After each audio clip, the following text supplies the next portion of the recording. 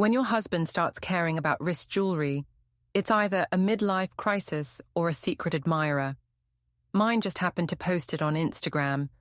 And no, not in the casual, look at me saving lives way he usually does. This one had dramatic backlighting, perfect angles, and a bracelet that definitely did not come from the employee vending machine next to the gauze packets. Before we dive deeper into this story, I have one small request. Please subscribe, drop a like, comment, and hit that hype button to boost this channel so more people can discover these incredible Reddit stories. I was in my studio when I saw it, trimming the rim of a porcelain bowl that had decided to warp like it had opinions. I only opened Instagram because my hands needed a break. I expected the usual. Alden smiling in scrubs, holding a mug of cafeteria coffee like it was an award-winning latte. He had built a whole persona online, the hero nurse, who posted humble captions like another life saved, as if the emergency room had a loyalty punch card.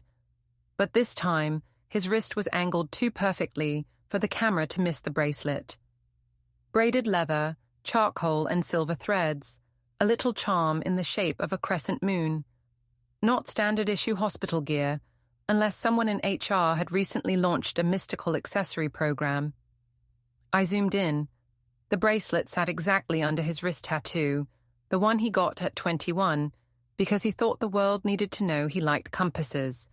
Except the bracelet made the tattoo look curated, styled, as if someone had adjusted it before the picture was taken.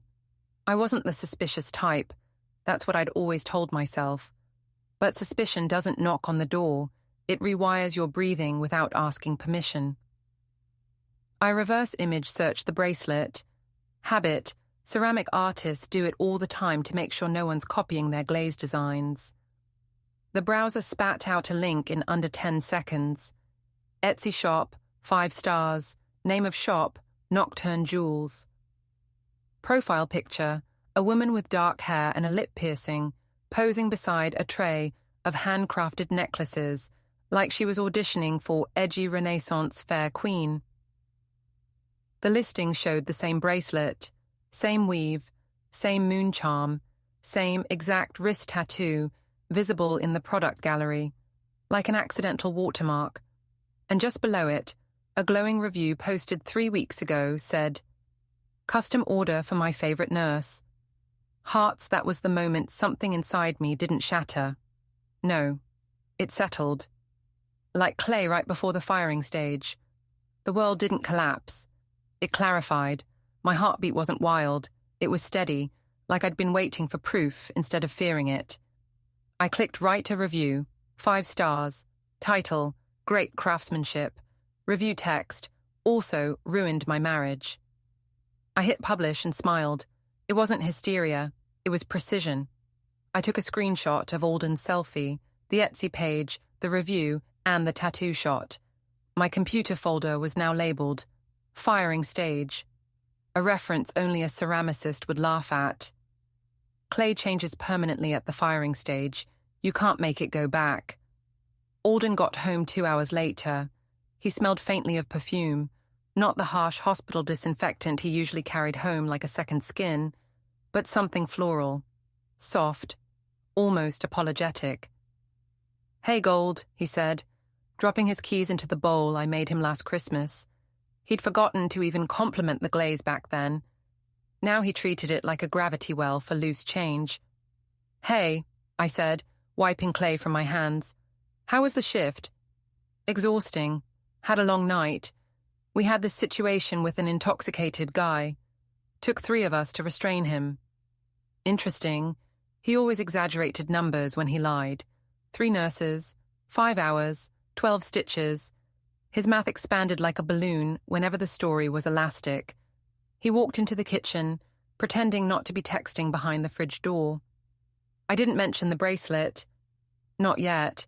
I didn't need rage. I needed strategy. We had dinner.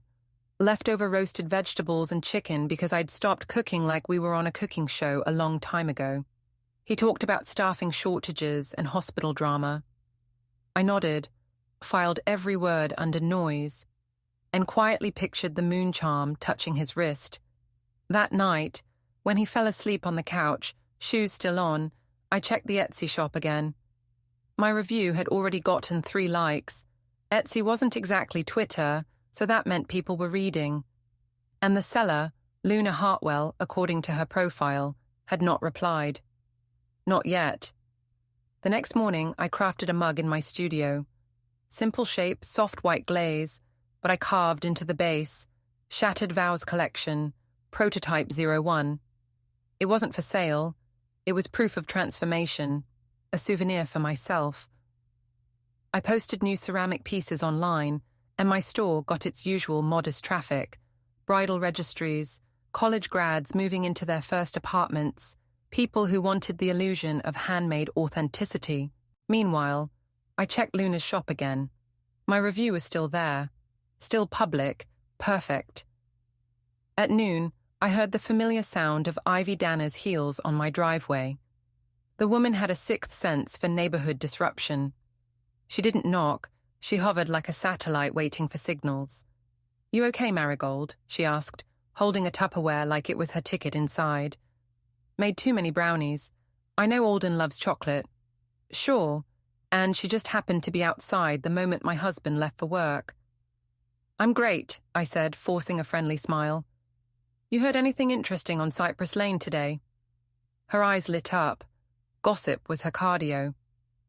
"Well," she said, voice lowering like she was about to confess a war crime.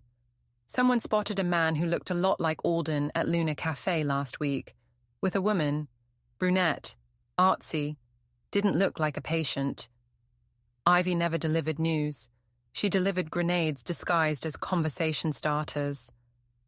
"That's so?" I asked, taking the brownies. "Shocking thing, really.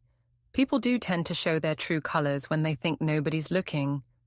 She tilted her head, waiting for me to spill. I did not. Withholding information is more powerful than sharing it. Secrets gain value when rationed. When she left, I checked Alden's Instagram again. He was already posting a new story, pushing through another long shift. The bracelet was still there. Same angle, same charm. That man took more self-portraits at work than patients took selfies with their casts. I didn't comment. Instead, I did something far better. I added the screenshot of his story to the folder. Digital clay. Late afternoon, I drafted an email to the hospital HR department. Not dramatic, not emotional, just screenshots, dates, policy number referencing workplace relationships and professional ethics. No speculation, just, "Please review at your discretion." Then I attached the Etsy link and pressed send. Clay doesn't scream when you shape it, it adapts. People should take notes. That evening, while Alden was in the shower, I boxed one of my ceramic plates, hand-painted cobalt blue. In the center, I'd written, "Property of a cheater, not elegant calligraphy, bold, block letters." I added a printed copy of the Etsy receipt showing her bracelet order. The shipping label already had Luna's address, public business info, completely legal. I sealed the box with clean tape and placed it by the door for morning pickup. When Alden came out of the shower, he wrapped himself in a towel and said, "Thinking of uprooting my schedule next month. Maybe doing more night shifts." "Oh," I said. "What for?" "Extra income, future planning." Future. Interesting word choice for a man erasing his own.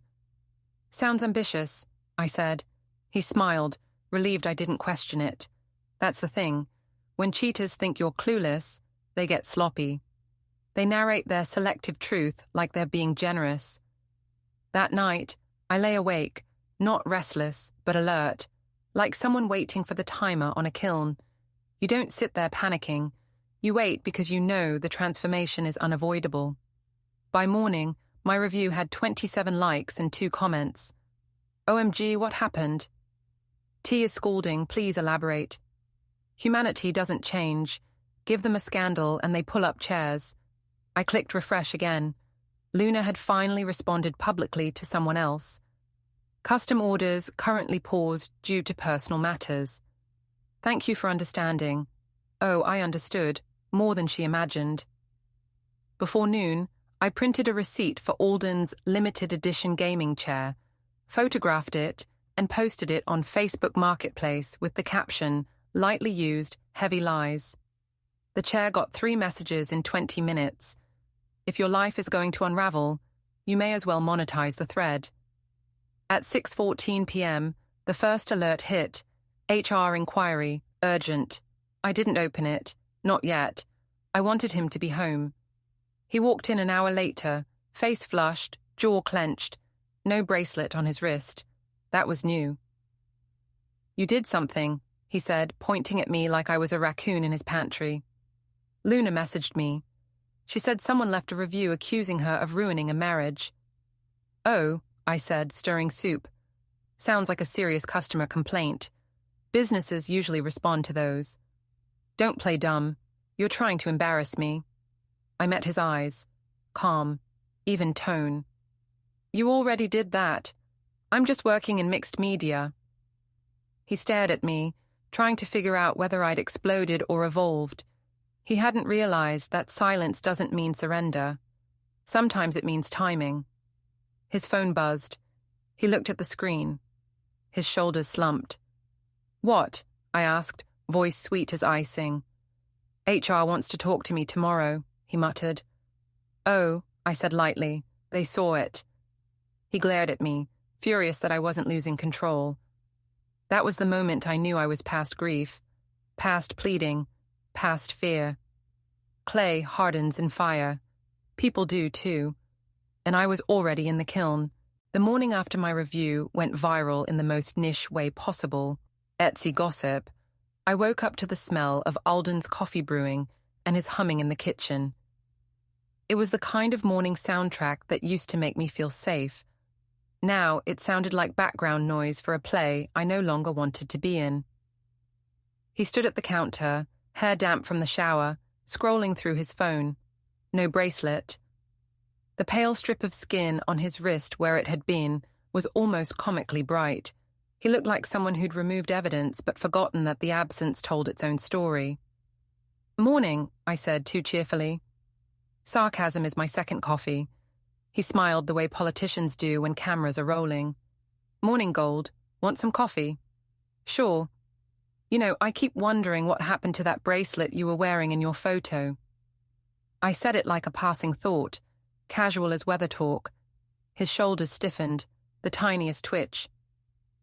"Oh, that. Broke it last night on shift, snagged it on a drawer." "Drawers are brutal these days," I said.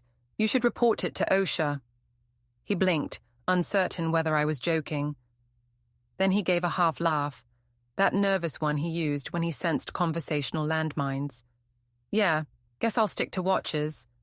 He poured coffee into my favorite mug, the one with a small glazed bubble near the handle that I refused to fix because imperfections are honest.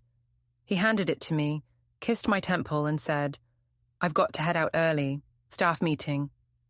"Of course," I said. "Save the world, one shift at a time." He didn't notice the edge in my tone. He never did. When the door closed, the house sighed into silence. I stood there, holding the mug, staring at the steam curling above it, like a thought I wasn't ready to think. Then I went to my studio. Clay doesn't lie. Clay shows you how steady your hands are, how much of your patience survived the night. I threw a slab on the wheel and let it spin, just listening to the hum. My head was full of what-ifs. What if I was wrong? What if it wasn't what it looked like? Then I remembered the Etsy shop, the tattoo in the product photo, and that tiny heart emoji. I wasn't wrong. I was simply being underestimated, which was worse. The doorbell rang. I wiped my hands on my apron and opened the door to Ivy Danner, my neighborhood newscaster in human form, wearing workout leggings and a too-tight ponytail. "Morning, Marigold. You look creative," she said, eyeing the clay streak on my cheek. "I was just walking by and thought I'd check in. You seemed quiet lately." Quiet in Ivy speak meant suspicious. "I'm good," I said. "Just focused on work, orders piling up." "Oh, that's wonderful." I saw Alden at Luna Cafe again. Thought it was funny since he's always saying how terrible their coffee is. She tilted her head, fishing. I smiled. Maybe they improved their beans. Her eyebrows lifted. Or maybe the company improved. Maybe, I said, and closed the door slowly, politely, like someone sealing a kiln before things explode. I sat at my laptop. His location sharing was still on from when we both pretended to trust each other. I opened the app. Sure enough, Alden was not at the hospital. He was at the same cafe Ivy mentioned. He'd turned off his social media stories, but not his common sense. So I drove. The cafe sat 2 blocks from the hospital, all reclaimed wood and overpriced lattes. I parked 2 streets down, pretending I was just another suburban woman with too much time and too little self-respect. Through the window, I saw him sitting across from her. Luna. Her hair was darker in person, her bracelets jangling every time she gestured, like she was auditioning for a commercial about free spirits. He laughed at something she said, that easy laugh I hadn't heard from him in months. He reached across the table. His hand brushed hers. I could almost hear the cheap soundtrack. I didn't march in. I wasn't giving him the satisfaction of drama. Instead, I watched for a few minutes, memorizing the tilt of his head, the way she leaned forward, like they were a painting called Mutual Self-Deception. Then I took a photo through the windshield, blurry but real, and left. At home, I opened the firing stage folder on my laptop and added it. Proof. Then I sat in silence for a full minute. No tears, no shouting, just thought. Then laughter. Not the nice kind, but the exhausted kind that sounds like air escaping a balloon. I decided if he was going to live like a sitcom character, I'd at least be the writer. When he came home that night, I was ready. He walked in with grocery bags and guilt disguised as helpfulness. "Hey," he said carefully, "I got takeout from that Thai place you like." "How thoughtful," I said. "You're early. Staff meeting cancelled." "Yeah," he said. "Ran short. Got out quicker than expected." He still couldn't tell when I already knew the script. "Lucky you." We ate quietly. He told stories about his shift, all vague heroics and impossible rescues. I nodded, mentally cataloguing every inconsistency. He never noticed that my phone stayed face up, camera ready to catch his reflexes when he lied. Later, when he went to shower, I opened his laptop. We had no secrets, he used to say. Turns out that was half true. I just wasn't aware of mine. His messages weren't scandalous, but they were enough, flirtations buried under professional talk. "Thanks for the bracelet. It brings me luck." You have no idea how much that meant to me. I screenshotted them, sent them to my email, and deleted the traces. When he came out, towel around his neck, he looked relaxed, humming some pop song that made me want to throw the remote. "I might go for a drive," I said. "Now. I need inspiration. For clay. For clarity." He shrugged, not hearing the warning in my tone. Outside, the night air was crisp, the kind that tastes like unfinished thoughts. I drove toward the hospital, pretending I had errands. Instead, I parked near the staff lot, engine off, lights dimmed. The lot was mostly empty except for a few cars, one of which I recognized. Alden's silver hatchback. Half an hour passed. Then they appeared. Alden and Luna, walking fast, heads close, laughing. He opened her car door, and for a second, I saw his hand brush her shoulder. Then he kissed her. Quick, thoughtless, practiced. I didn't gasp. I didn't honk. I just watched. Because sometimes silence is the loudest thing in the room. When they drove off, I followed, slow, headlights off. They went 2 streets down before she pulled into an apartment complex. He stayed parked for a minute, then drove away. I noted the address, turned around, and went home. Inside, I poured myself wine and opened a blank page on my computer. I titled it, Act 1, The Setup. Underneath I typed, "Fine, You started a show. I'll direct it. The next morning, I mailed the ceramic plate to Luna's address. The post office clerk didn't even glance at the writing on the box. People rarely look at art closely unless you tell them it's worth something. Back home, Alden hovered around me, jittery. He knew something was off but couldn't pinpoint what. "You're quiet lately," he said. "Thinking about expanding the studio," I said.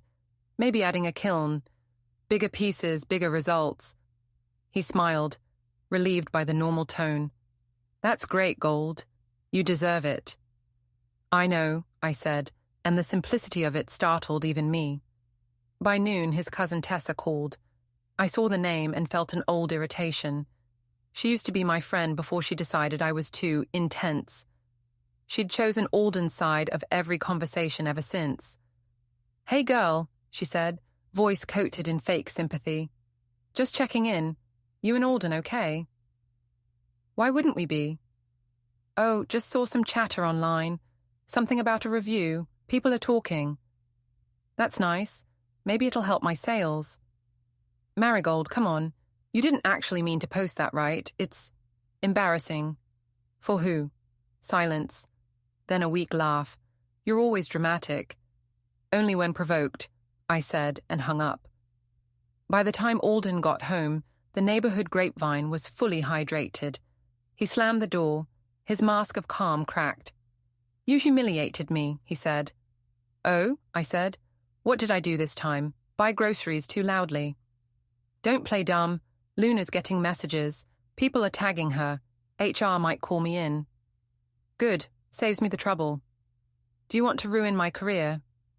I looked him in the eye. "No, Alden. I want to ruin your narrative." He flinched as if I'd spoken another language. "You can't just go around accusing people." "I didn't accuse anyone. I reviewed a product." "That's petty." "Petty is parking outside a cafe with your side project while your wife makes pottery to pay for your gaming chair." His jaw worked, grinding out unspoken excuses. I could almost see the wheels turning, calculating how much truth he could admit before it cost him everything. "I'm sorry," he muttered finally. "It wasn't serious, just attention." "Attention," I repeated. "You traded loyalty for compliments." He reached for me, but I stepped back. "Don't," I said. "You're still wearing the cologne she likes. I recognize it." He looked at his hands, confused, like he didn't know where to put them. "I'll fix this," he said. "I already am," I said, and walked past him to my studio. The wheel was still spinning from earlier, a lump of clay wobbling at the center. I pressed my hands into it, shaping it steady again. The trick is to control the pressure. Too much and it collapses. Too little and it never holds form. From the other room, I heard him pacing, muttering, calling someone quietly. I didn't bother to listen. He was still working off the old script where I played the forgiving wife. That version of me had retired. Later, when the house settled, I scrolled through my Etsy notifications. My own shop had gained followers. Apparently, Scandal sells ceramics. Orders for mugs doubled overnight. Someone even messaged, "Are you the review lady?" Iconic. I smiled. Maybe revenge could be both profitable and poetic. At 11:47 p.m., Alden's phone buzzed. He was in the shower again. The screen lit up with a text. "This is too much. People found my address. Don't contact me again." From Luna. I let the message fade, then placed his phone back where it was. He came out moments later, looking tired, vulnerable. "Marigold, I think we should talk." "I agree," I said, turning off the light. "But not tonight. The clay needs to rest." He didn't understand that I wasn't talking about pottery. As I lay awake, I thought about how fire changes clay. You can't rush the temperature. It has to rise slowly, evenly, until the surface hardens and the shape becomes permanent. Tonight was the preheat phase. Tomorrow, the firing begins. I whispered to the ceiling, half a joke, half a promise. "You started a show, Alden. I'll direct it." The dark room didn't answer, but it didn't need to. The script was already in motion. I didn't hear from Luna the next morning, but I didn't need to. Her silence was a reply in itself, the kind people give when they finally understand that ignoring a problem does not erase it. What I did get, though, was a notification from Facebook Marketplace. Is this still available? Someone wanted the gaming chair. Someone else wanted the limited edition sneakers. A third person asked if the scrubs came from a real nurse or just Halloween. I almost wrote, real nurse, fake husband, but I settled for available, pick-up only, cash preferred. By noon, the chair was gone, and the buyer drove off thrilled to have the perfect addition to his streaming setup. Meanwhile, Alden texted me a single line. You sold my stuff? I didn't respond immediately. I let him stare at the 3 animated dots that never appeared. Silence travels farther than words if you give it room. The house felt different with his things disappearing one by one. Lighter, like someone opened a window that had been painted shut for years.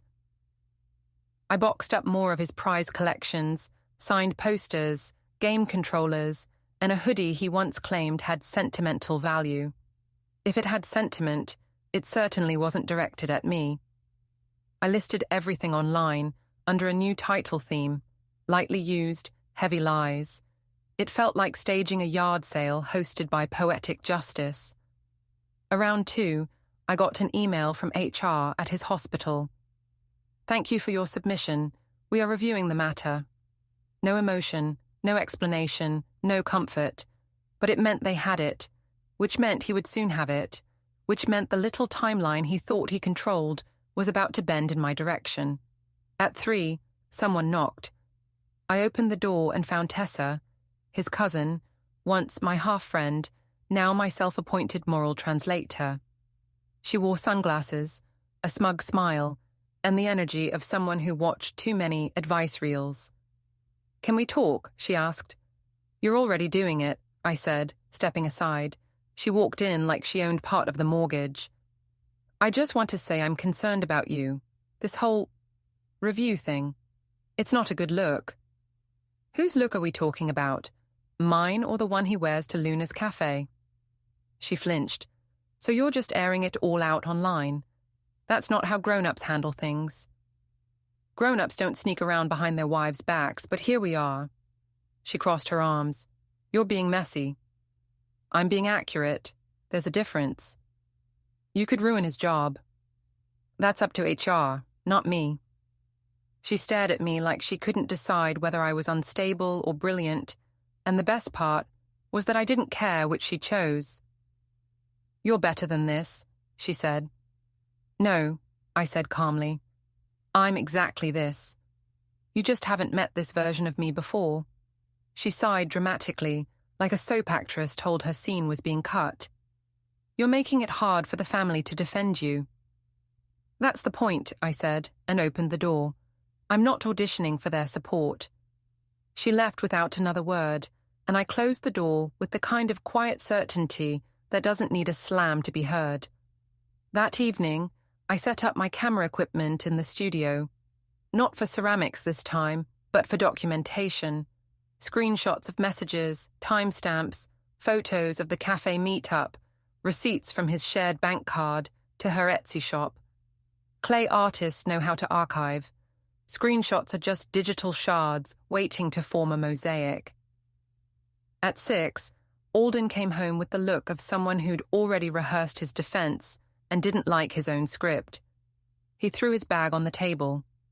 We need to talk, he said. We're already doing it, I said, echoing my line to Tessa. He paced. You've gone too far, Marigold. HR called me in. They said there was an anonymous report. Oh, I said. Friendly of them. You sent them lies? No, I corrected. I sent them links. That bracelet wasn't from her, it was a gift. From who? The Tooth Fairy? He dropped into a chair, ran both hands through his hair, and for a moment looked like someone watching their own excuses collapse. You don't understand. Things just happened. That's how rain forms, Alden, not affairs. He stared at me like he wanted to argue, but every version of his defense had already been burned. He was left with ash and empty hands. Then came his attempt at sympathy. "You could have just talked to me first." "I did," I said. "You lied. I upgraded." He didn't know what to do with calm anger. Loud anger he could handle. Tears he could manipulate. But this was an earthquake that never announced itself. He stood. "I'm going to fix this." "You're not a plumber," I said. "You don't fix leaks. You cause them." He stormed out, slamming the door so hard the frame sighed. A few seconds later, it reopened and he yelled, "And you had no right to sell my stuff." "It's community property," I replied, "like the lies you bought with it." He left again, this time without the dramatic exit. I think even the door was tired. I didn't chase him. I didn't text. I didn't follow. I just went back to my wheel and centered a new ball of clay. There's something therapeutic about watching sludge become shape. You press, it resists, then it yields. The rhythm is as old as hands. I carved the words "Shattered Vows, Series 1" into the base. Clay speaks long after the potter stops talking. The next morning, I woke up to 4 Etsy messages asking if I offered revenge-themed ceramics. I didn't know whether to be proud or worried about humanity, so I settled somewhere in between. At 10, a black SUV pulled into my driveway, the kind that screams HOA president or organized concern. I braced myself, but it was only Mrs. Townsend, the woman who kept the neighborhood Facebook group in a state of constant alert. She smiled politely. "Dear, just checking if everything is okay. Some of us saw your listings online." "Which ones?" I asked. "The mugs or the revenge sale?" She blinked hard. "The second one." "Well, the prices are fair." She didn't know what to do with the answer. She left with a confused nod, probably already writing. Marigold may be unraveling, but she's polite about it. At 1, I drove to the post office to ship another custom order. The cashier recognized me from the plate shipment. "You're the artist," he said. "Depends on who you ask," I said. "My sister showed me the review you wrote. That was cold." "That was accurate." He nodded like someone who secretly approved. On my way out, my phone buzzed with a new email from HR at the hospital. I pulled into a parking lot to read it fully. "We have scheduled a follow-up meeting with your husband regarding the submitted material. Additional investigation pending." I smiled, not because I wanted him hurt, but because I wanted the truth measured by someone other than me. Minutes later, his name appeared on my screen. I didn't answer. He texted, "I know what you did." Then, "They want proof now, real proof." Then, "Why are you doing this?" I typed back, "Check your wrist selfies." That's where it started. He didn't respond. Around 5, I was at the grocery store when I ran into his cousin again, this time near the baking aisle. She blocked my cart like she was about to stage an intervention. "Marigold, this is getting out of control," she said. "People are talking." "Good," I said. "I like an audience." "You think this is funny?" "No, but I think it's fair." She leaned closer. "You're acting like some villain in a drama." "That's fine," I said. "He cast me that way the minute he chose a supporting actress." She scoffed. "Fine, but don't expect anyone to feel sorry for you when this backfires." "It won't," I said. "I'm too careful." She stalked off, muttering something about unstable artists, which made me laugh. Stability is overrated. Clay stays soft until it's pushed. People assume softness is weakness. They forget softness can become stone. On the way home, I decided to do one more thing. Something that wasn't digital, wasn't subtle, and didn't need permission. I drove to Luna's apartment building. Small 4-unit place, ivy on the railing. The kind of place artists rent when they still believe in creative destiny. Her car was parked out front. Red compact hatchback with a support handmade bumper sticker. I parked across the street, walked up, and placed an envelope under her windshield wiper. Inside, a copy of my screenshot folder, printed, labeled, organized, no note, just evidence, like a gift basket from reality. As I turned to leave, I noticed a man staring at me from a second-floor balcony. A neighbor, probably used to watching drama unfold on the sidewalk. "Delivery," I said. He nodded slowly. "Looked like a message." "Oh, it is." When I got home, I found Alden on the porch waiting. His face was pale in the way people look when their plans start dissolving. "What did you send her?" he demanded. "A summary," I said. She deserved context. "You're ruining lives." "Correct," I said. "Just not mine." He started pacing again. "HR wants me to come in tomorrow. They said this could impact my license if they decide there was misconduct." "That's between you and your moon charm supplier," I said. "You could have handled this privately." "I tried," I said. "You turned private into secret. Secrets rot." He stopped pacing, looked right at me, and the strange thing was, he didn't look angry anymore. He looked small, like someone who couldn't believe the applause had stopped. "I never meant to hurt you," he said. "Yes, you did," I replied. "You just didn't expect consequences." He said nothing. Silence finally taught him something. That night, I boxed the rest of his things except his work clothes. I stacked the boxes in the hallway like a farewell parade. It wasn't revenge, it was order. The next morning, the message came in. "Employee placed on temporary administrative duty pending review." I didn't cheer. I didn't feel triumphant. I just felt like the world had finally caught up with what I already knew. Alden called, voice shaking. "They took me off the floor. I have to meet with the ethics board." "Oh," I said mildly. "They saw it." He hung up. I stood alone in the kitchen, letting the moment settle. Then I whispered, not for him but for the air itself. Clay remembers every touch. And I knew the kiln wasn't done yet. The morning after Alden's temporary removal from the ER, the neighborhood was humming, the way it does when someone spots a raccoon in a trash bin or a marriage slipping off the curb. People pretended to water lawns while keeping one ear open. Trash can lids opened slower. Car doors stayed ajar, as if gossip needed ventilation. I could practically feel the silent commentary each time I stepped outside.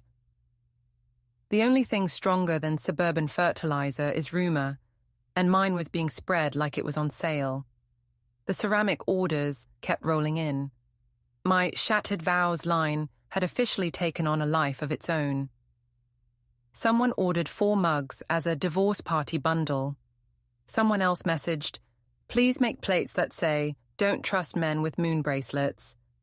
I didn't decide whether that was progress for my business or a collective cry for emotional therapy. But either way, my cart totals were up. By noon, I got a notification that Luna's Etsy shop was still down. Her storefront, once filled with moon-themed jewelry and bracelets made for people who wanted to seem mysterious, now displayed a single apologetic banner. "Shop temporarily closed." No explanation, just digital shutters. The reviews told the story better than she ever could, comments piling up like graffiti. "Is this the homewrecker shop?" "Bracelet looks cheap, so was the loyalty it bought." "Team Marigold." I didn't write any of those, I didn't have to. The internet is a self-feeding bonfire. It only needs a single match. Alden hadn't come home the night before, and I didn't bother asking where he went. He texted once, "Staying with a coworker. Need space." As if space was the issue, not the bracelet, not the lie, not the cafe rendezvous he still hadn't owned up to. I let the message sit unread. If he wanted space, I could give him a galaxy. Around 4, I was loading a new batch of mugs into the kiln when I heard a car approach. Slow, cautious, like the driver expected either a dog or a lawsuit to run into the street. I wiped clay off my hands and glanced through the front window. Alden, wearing the same scrubs he'd worn yesterday. Dark circles under his eyes, jaw set the way it always was when he wanted me to think he was the one who'd been wronged. He rang the doorbell, even though his key still worked. That alone told me he was afraid of the lock finally matching the marriage. I opened the door. Back so soon? I thought you needed space. He forced a laugh that barely made it through his teeth. Can we talk inside? Depends who you're representing today. Husband, victim, or influencer? He exhaled sharply. Please. I let him in. Not because I owed him that, but because I wanted the conversation to happen on my ground. He walked in slowly, scanning the house like he expected to find it rearranged in his absence. Which was funny, because I had rearranged it. His stuff was stacked neatly against the wall in labeled boxes. Office junk, collectibles, clothes, sentimental if you're delusional. His eyes landed on the stack. You packed my things. Organization is healthy, I said. He turned back to me. Look, I know you're angry. Angry was 3 weeks ago, I interrupted. You missed that window. Now we're in the consequences period. His jaw twitched. I made a mistake. You made a hobby, I corrected. Mistakes are accidental. This required commitment, coordination, selfie lighting, bracelet fittings. That bracelet wasn't what you think. Oh, it wasn't custom made by a woman who titled her product photo after your wrist tattoo. He didn't reply. Which was fine. We both knew silence wasn't neutral anymore. He moved closer, lowering his voice like we were co-conspirators instead of combatants.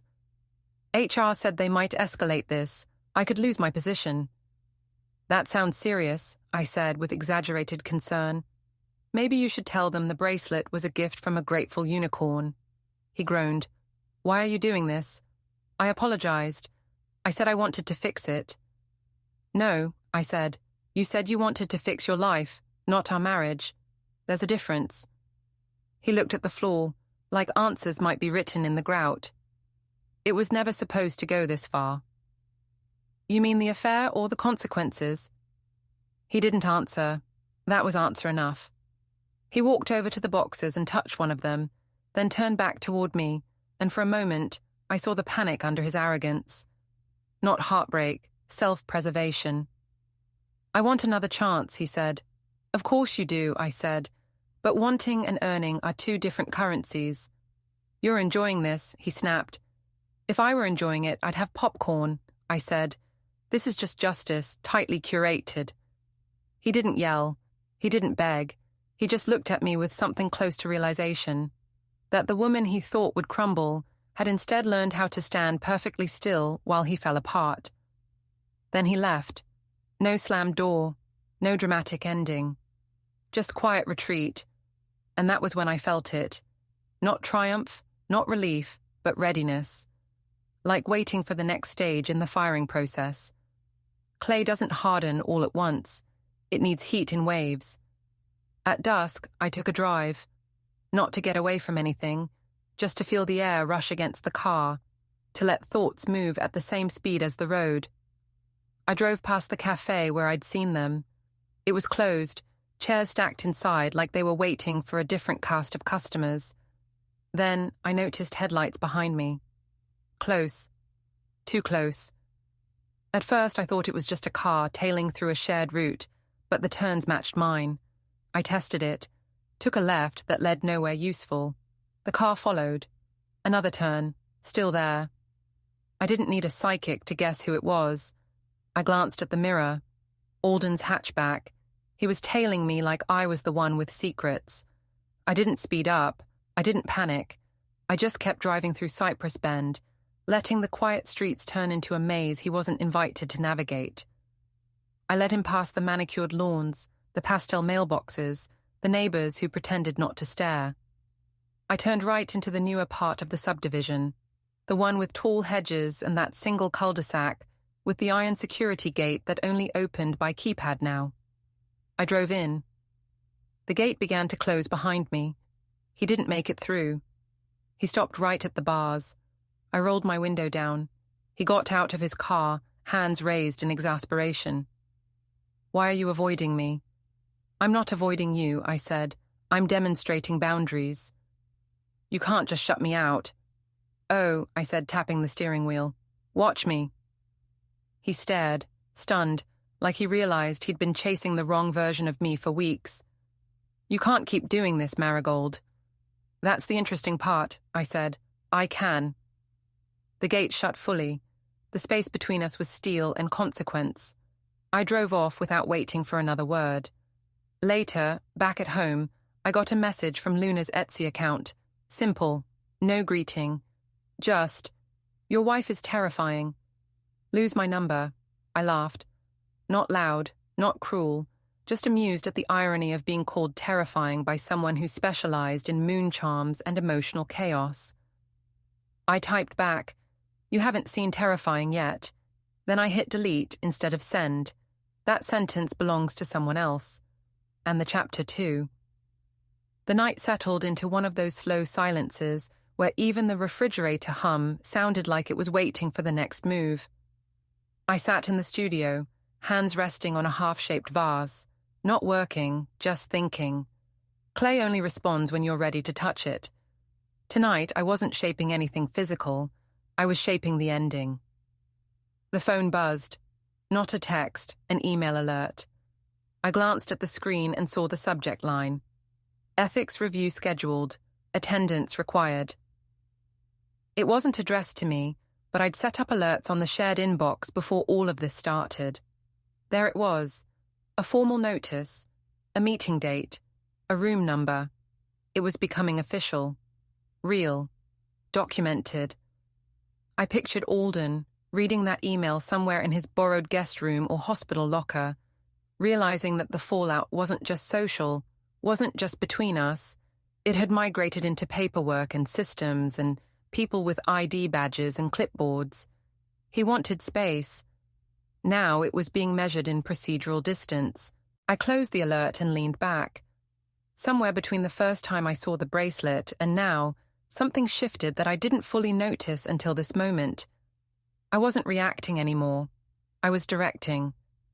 That wasn't accidental. That was evolution.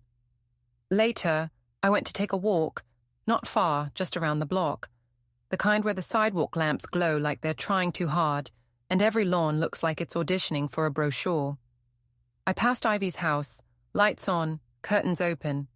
She froze when she saw me through the window, then pretended to be watering a houseplant that was very clearly fake. We locked eyes. I lifted a hand in a polite wave. She waved back, but it looked more like a crossed signal. Even gossip has survival instincts. Halfway back to my house, I saw headlights again, far behind, but this time the car didn't follow. It just paused at the corner, then drove on. Maybe Alden, maybe someone else. But I didn't flinch. When fear evaporates, observation becomes easier. Back inside, I opened my inbox again. More ceramic orders. A podcast host asking to interview the pottery woman with the revenge mugs. A divorce attorney's assistant offering discounted representation in exchange for promotional barter. Someone even asked if I sold revenge starter kits. Humanity is either comical or tragic, depending on the lighting. The thing was, I didn't want to become a brand. I just wanted balance. Not forgiveness, balance. They're not the same. Forgiveness is a release. Balance is a correction. A little after 10, I heard something outside. Not a car engine, footsteps, slow ones. Then a knock. Not a frantic one, not an angry one. Just a knock. The kind someone does when they want you to believe they're calm. I checked the peephole. Alden. No scrubs, no bag, no attempt at charm. Just him in a hoodie, hands in pockets, looking like a person who didn't know whether to apologize or demand something. I opened the door, only halfway. Marigold, please, he said. I just want to talk. You talked, I said. You just didn't tell the truth when it mattered. He swallowed hard. Everything's collapsing. HR wants documentation. Luna blocked me. My mum's asking questions I can't answer. And I just... He broke off, chest tight, voice flattening. I never thought you'd actually follow through. That was the moment it clicked. He never believed I had the power to ruin anything. He thought I was soft clay, something he could press into shape, something that always stayed. He never realized clay fires into stone. I didn't follow through, I said. I just stopped stepping aside. Can we go inside and talk, please? His tone dipped, something between pleading and entitlement. No, I said. Whatever you came to say can be said right there. He looked around like the neighborhood might be listening. It probably was, but he still spoke.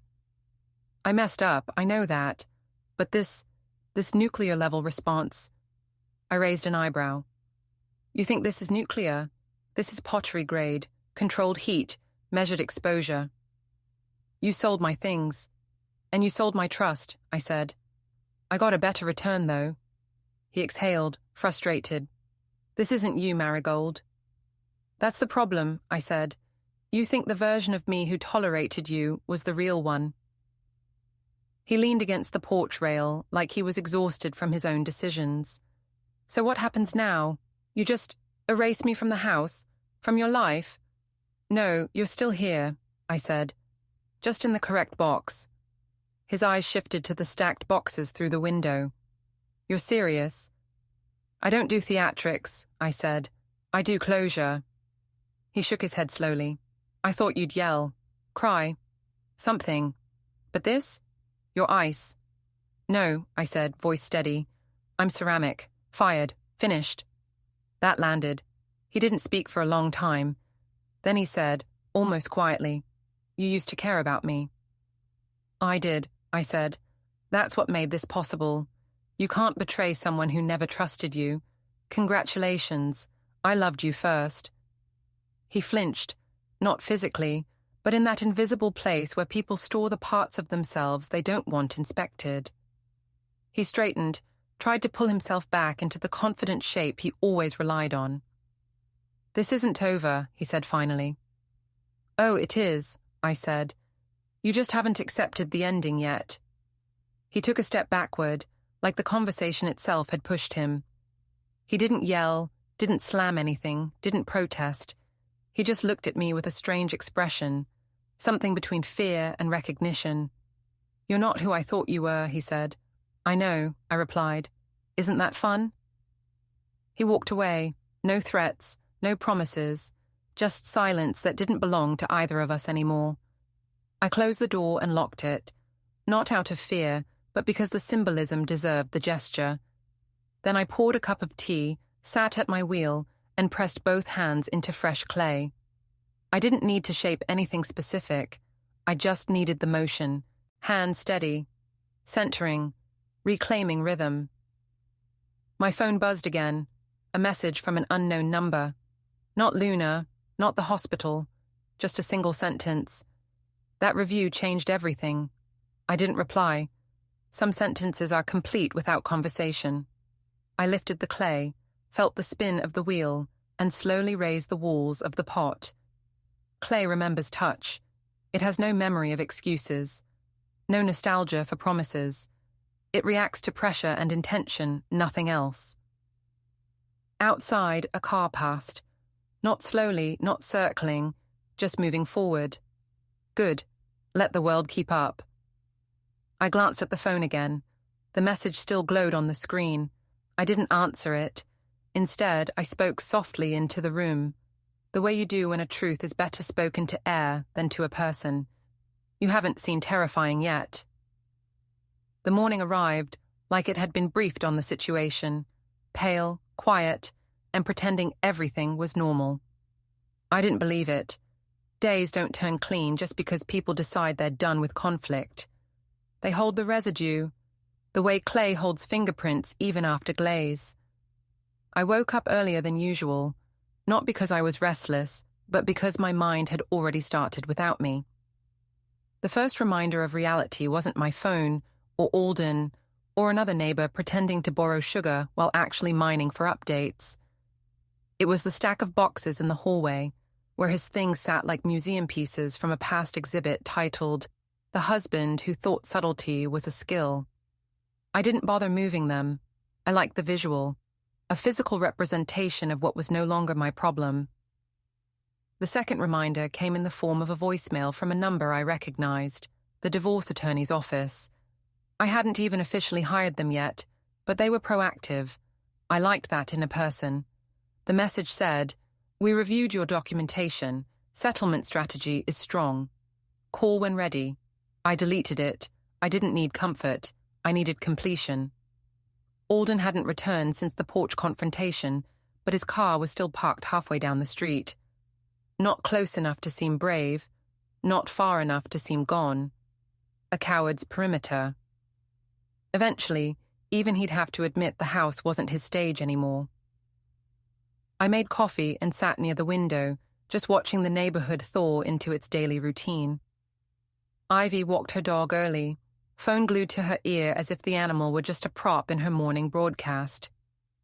Mrs. Townsend left for her book club, the kind where they don't read, just deliver opinions like pastries. The street looked peaceful. It was a lie, but a polite one. By 9, I got a text from an unknown number. We need to talk before the hearing.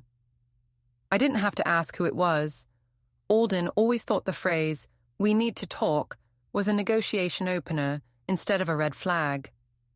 I replied, "Not today, not here." I hit send, then muted the thread. Instead of waiting for whatever emotional invasion he had planned, I packed a box of ceramic pieces and loaded them into the car. Not for orders this time. This box had a different destination, the kind of delivery that didn't need postage.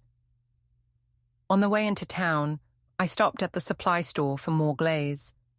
The cashier recognized me, not because I was a celebrity, but because scandal makes local fame out of anyone with Wi-Fi. "You're the mug lady, right?" he said. "Among other things," I replied. He smiled awkwardly. "You're trending in the local Facebook groups, lot of opinions, mostly cheering." "I'm sure the truth is somewhere in between," I said. He nodded. "Yeah, but the cheering part's louder." Back in the car, I checked my phone. No new messages from Alden, but 3 new sales notifications from my shop. Then a news alert popped up. Nothing major, just a small article from a community site titled "Local ER Nurse Under Review for Policy Violation." No names, no bracelet details, but the comment section already knew. I didn't need to add anything to it.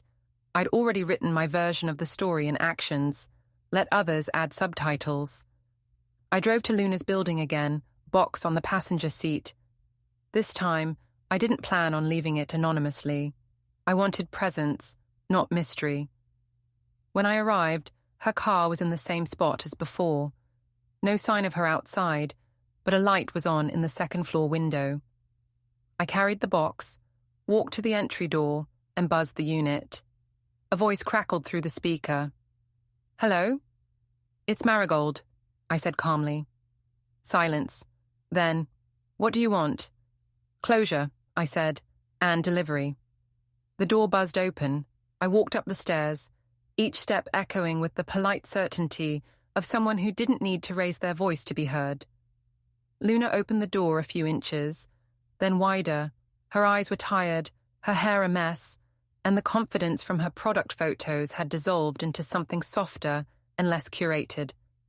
"You're not here to yell," she said, almost surprised. "No," I said, "I'm here for symmetry."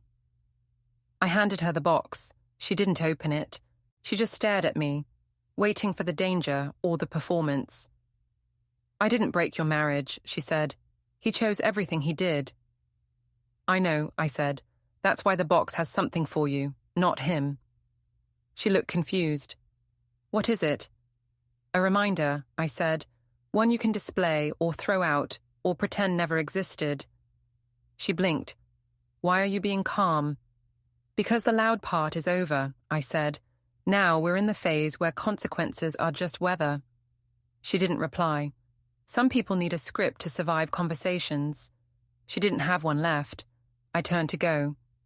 "Marigold," she said, voice suddenly steady. "You're scary." I paused. "Good. Fear is more honest than apologies." I left without looking back. Back home, I headed straight to the studio. No distractions, no messages. Just me and wet clay waiting to be shaped. I pulled a fresh mound onto the wheel and felt it spin under my hands, familiar and obedient. Clay listens in ways people never did. Halfway through shaping, I heard a sound outside. Car doors, more than one. Talking, not angry, but official. I walked to the window, a police cruiser, and Alden, standing beside it, arms folded, gesturing toward my house like it had personally offended him. I opened the door before they had a chance to knock. "Ma'am," the officer said, "your husband reports property destruction belonging to a third party." Ah, the Luna situation. I'd been expecting this. People who break vows always call the cops when someone breaks ceramics. The officer continued. "He says you vandalized private property." "I delivered art," I corrected. Alden cut in. "You went to her building and vandalized the garage." "That was chalk wash," I said. "Rain removable, earth-friendly, non-toxic." The officer blinked. "Is that true?" "Yes," I said. "I have the receipt, and photos of it before and after. It's already washed off. You can check." The officer turned to Alden. "Sir, if there's no lasting damage, this is a civil matter, not criminal." Alden looked like someone just took away his last poker chip. "She's out of control." I almost laughed. "I'm very much in control. That's what bothers you." The officer glanced between us. "If this is a marital dispute, I suggest you handle it through legal channels." "We are," I said. "Thank you." They left. Alden didn't. He stayed in the driveway like a stubborn mailbox. "You think this is a game?" he said. "No," I said. "Games have rules." He stepped closer. "You can't keep winning just because you're louder." "I'm not louder," I said. "I'm consistent. That's worse for you." He stared at me with that same look from the porch, like he finally understood that the version of me who allowed him comfort had retired. "You really don't want me back," he said, not as a question. "No," I said. "I want me back." He didn't move. I did. I shut the door. Nothing slammed. No grand gesture. Just finality in its cleanest form. Inside, the studio lights glowed against the wheel. Clay waited. I sat back down, pressed my palms to the spinning form, and centered it again. That's when another email arrived. Not from HR, not from Etsy, not from strangers who wanted revenge pottery. This one was from the attorney. Simple, direct. "We can move forward. He has already agreed to settlement terms." I exhaled. Not relief, release. The kind that comes when heat finally reaches temperature and the kiln door seals. I didn't celebrate. I didn't gloat. I just finished the vase. Smoothed the rim, trimmed the base, signed the bottom. Then I whispered to the clay, because clay doesn't interrupt. Almost done. Outside, a car engine started, then faded away. Maybe Alden, maybe normal life trying to reappear. Either way, I didn't chase it. The kiln preheated, the room glowed, and I could feel it, not metaphor but truth. This was the last firing. The door was almost ready to close. I always thought the final moment of a collapsing marriage would feel cinematic. Doors slamming, tears, yelling, maybe someone dropping to their knees with a speech that would win an award if life had judges. Turns out the real final moment is quieter. It feels like the pause between the kiln cooling and the moment you decide to lift the lid. Things are already changed inside. You're just waiting to see how. The settlement papers arrived by email just after sunrise. Not a dramatic delivery, just a PDF with 6 signatures, a couple of stamps, and the legal equivalent of "this is over." I opened it at the kitchen counter while the kettle boiled. The house was quiet. Even the fridge seemed to understand it wasn't the morning for noisy defrost cycles. I scanned the terms. The house was mine, the studio legally listed as a home business asset, tied to my name only, majority marital assets transferred, and a line stating, "Both parties agreed to no contact after finalization unless required for administrative matters," which was lawyer language for. Once the ink dries, he legally becomes a stranger. I didn't smile. I didn't sigh. I just clicked download copy and saved it. Then I checked the time. 8 hours until Alden's hearing with the ethics board. 8 hours until the one piece of this I hadn't witnessed in person played out behind a door that wasn't mine. 8 hours until I finished what I started. I got dressed, not dramatically, just intentionally. Dark jeans, simple blouse, hair up, no jewelry except the ceramic pendant I'd made years ago, back when I still gifted him things I shaped instead of shaping the exit from his life. I packed a small tote bag, notebook, pen, a thermos of tea, and one last item, wrapped in brown paper and string, my final delivery, the one I had been waiting to make in person. I left the house without checking whether Alden's car was still parked down the street. Whether he was still watching didn't matter anymore. Observation only has power if it can affect outcome, and the outcome was already cemented. The hospital wasn't far, but the drive felt like crossing the last inch of a bridge that had already burned. I parked, walked through the front doors, and got hit with that familiar sterile scent, the one that used to be Alden's excuse for working late. Funny how someone can come home every day smelling like antiseptic and still carry the rot of dishonesty under it. I went straight to the administrative wing, where the hearing room was located. A receptionist greeted me with the kind of smile designed to soften bad news and waiting times. "Can I help you?" "I'm here for the ethics review hearing," I said. "Observation only." She checked a list. "Family or representative?" "Neither," I said, "but I'm relevant." That earned me a long blink, then a nod of the "I don't get paid enough to challenge that" variety. She pointed to a hallway. "You can wait outside the conference room. They'll call attendees." I thanked her and walked down the corridor.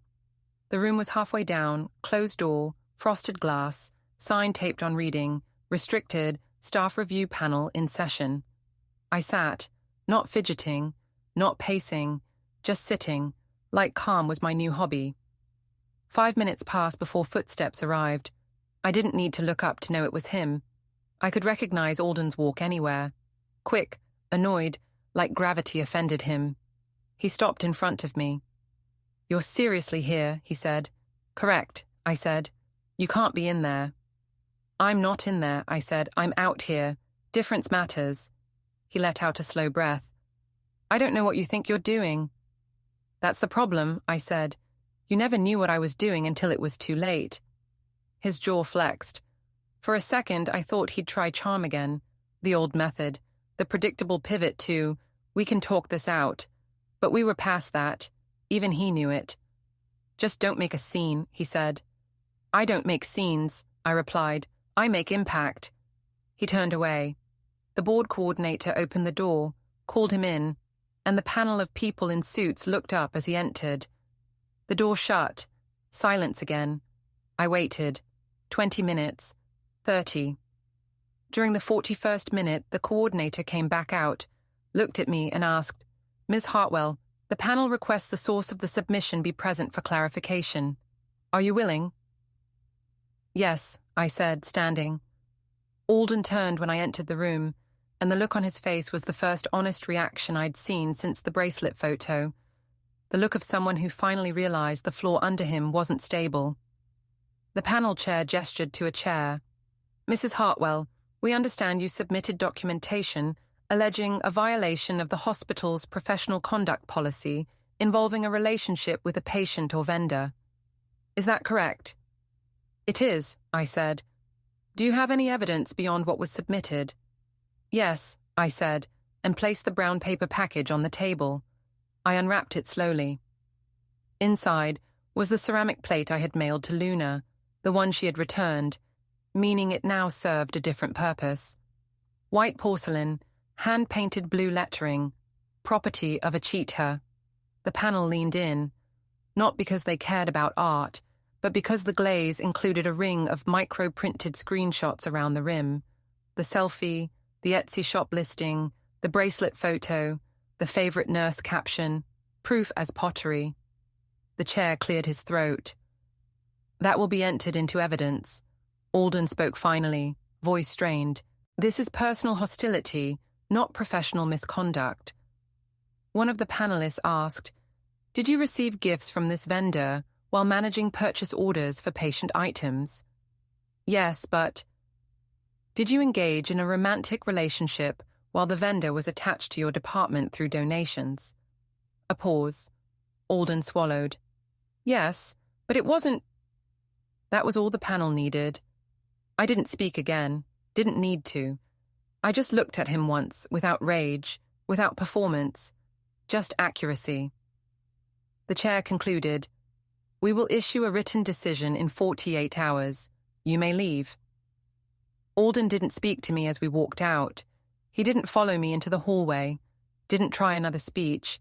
He just stopped by the wall, hands on his knees, as if the structure of his life had been held up by a lie he finally had to say out loud. I passed him without slowing. Outside, the sky had shifted from morning to noon. The breeze felt new, like it hadn't belonged to either of us before. On the hospital steps, someone called my name. It was Luna. Not dressed in her cafe clothes, not wearing a bracelet, just standing there, hands in pockets, eyes clearer than they'd been. "You were right," she said quietly. "I usually am," I said. "I thought he'd choose me." "He never chose anyone," I said. "He just picked whoever believed the script." She nodded, eyes harder now. "What happens to him?" "That's up to the board," I said. "What happens to you is up to you." She looked at the plate in my hands. "You made that." "I did. It's kind of brilliant." "I know." She hesitated. "Do you want it back?" "No," I said. "Keep it or smash it. Whatever helps you remember not to repeat this version of your life." She didn't cry. Good. I wasn't in the mood for tears. I walked past her, down the steps, across the lot. Alden didn't come after me, because this time, finally, there was nothing left to chase.